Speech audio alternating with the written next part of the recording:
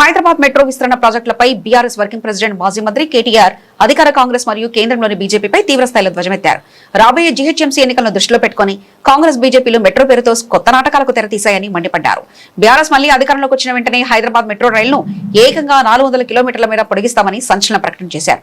ఈ 2.5 ఏళ్లు కాంగ్రెస్ ప్రభుత్వం ఇలాగే డ్రామాలు చేస్తుందని, బీఆర్ఎస్ వస్తేనే మెట్రో ప్రాజెక్టులు మళ్లీ పరుగులు పెడతాయని కేటీఆర్ స్పష్టం చేశారు.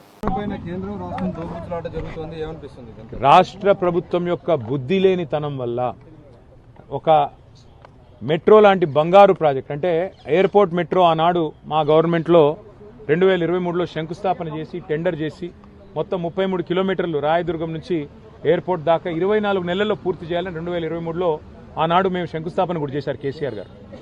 రాష్ట్ర ప్రభుత్వం యొక్క బుద్ధి లేనితనం వల్ల రేవంత్ రెడ్డి యొక్క మరి తలాతోకాలేని ఆలోచనల వల్ల ఈ పాటికి పూర్తయ్యేది ఆ మెట్రో నిజానికైతే, కానీ దాన్ని రద్దు చేశారు. రద్దు చేయడమే కాకుండా మరి వాళ్ళ కొత్తగా మెట్రో మెట్రో అంటూ కునిరాగాలు కూస్తూ ఉన్నారు. వాస్తవం ఏంటంటే దొందే కాంగ్రెస్ బీజేపీ. ఆ రోజు లగడికాపుల్ నుంచి BHEL వరకు మెట్రోకు అనుమతి ఇవ్వండి అని మేము కోరితే బీజేపీ వాళ్ళు దీనికి ప్యాసింజర్ లోడ్ లేదు, ట్రాఫిక్ లేదు, ఇక్కడ జనాలు ఎక్కరు అని వాళ్ళు అనుమతులు ఇవ్వలేదు. ఎయిర్పోర్ట్ మెట్రో మేము ప్లాన్ చేసి కేంద్ర ప్రభుత్వంతో సంబంధం లేకుండా టెండర్ చేసి ముందుకు పోతుంటే రేవంత్ రెడ్డి గారు వచ్చి దాన్ని రద్దు చేశారు.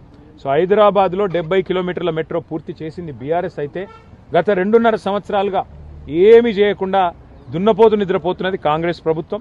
ఇవాళ హైదరాబాద్ కార్పొరేషన్ ఎన్నికలను దృష్టిలో పెట్టుకుని హడావుడిగా ఈయన ఇద్దరు కలిసి దోబూచులాడుతున్నారు తప్ప వాస్తవం ఏంటి అంటే అక్కెరలేని 14,000 కోట్ల ప్రైవేట్ రుణాన్ని, ఒక ప్రైవేట్ సంస్థ రుణాన్ని, రాష్ట్ర ప్రజల మీద L&T రుణాన్ని రాష్ట్ర ప్రజల మీద బలవంతంగా రుద్దిండు రేవంత్ రెడ్డి. ఇవాళ BHEL నుంచి లగడికాపుల్ దాకా మెట్రోకి పర్మిషన్ ఇవ్వండి కేంద్ర ప్రభుత్వం, ఎన్డీఏ ప్రభుత్వం. అంటే ఇద్దరు కూడా హైదరాబాద్ ప్రజల మీద మరి కోపంతో, వారికి ఓట్లు వేయలేదు, సీట్లు ఇవ్వలేదన్న కోపంతో ఈ కార్యక్రమాలన్నీ చేస్తూ ఉన్నారు.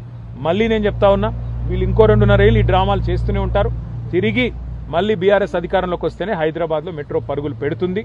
తప్పకుండా భవిష్యత్తులో 400 కిలోమీటర్లకు మెట్రోను పొడిగించే బాధ్యత మేము తీసుకుంటామని చెప్పి హైదరాబాద్ ప్రజలకు నేను మాటిస్తా ఉన్నాను. Thank you.